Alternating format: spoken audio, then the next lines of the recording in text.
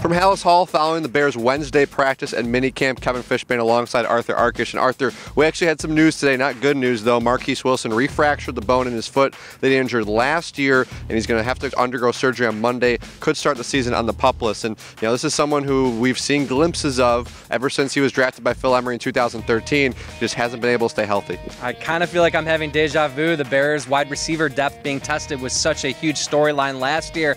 Suddenly it is again. Look, if Alshon Jeffrey, Kevin White, and Eddie Royal are all healthy, they weren't last year, of course, this may not be a big deal, but the fact of the matter is he's the most experienced pass catcher after Alshon and Royal. Losing him just as he seemed to be developing a rapport with Cutler late last season is obviously a tough break. Yeah, Marquess Wilson was second on the team in receiving yards last year, led the team in terms of yards per catch, and you mentioned the receiver depth. In 2013, it was really just Marshall, Jeffrey, and Earl Bennett.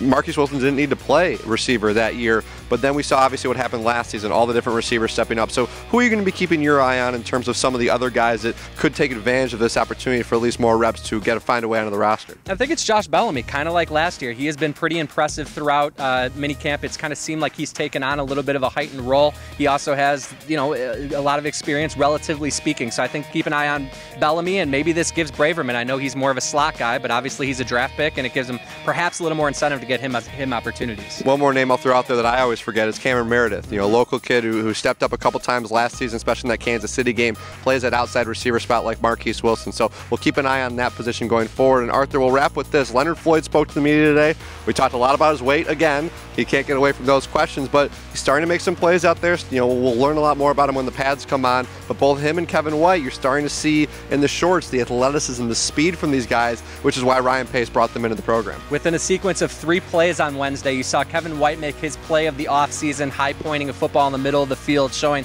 the catch radius and the leaping ability. And then, like I said, 3 plays later, Leonard Floyd shows up. He's dropping in coverage, deflects a pass, another big leaping play that leads to an interception. So you're seeing the length, you're seeing the speed, as you just mentioned, and it's pretty exciting. The Bears are now really going to have 2 first-rounders to work with this year.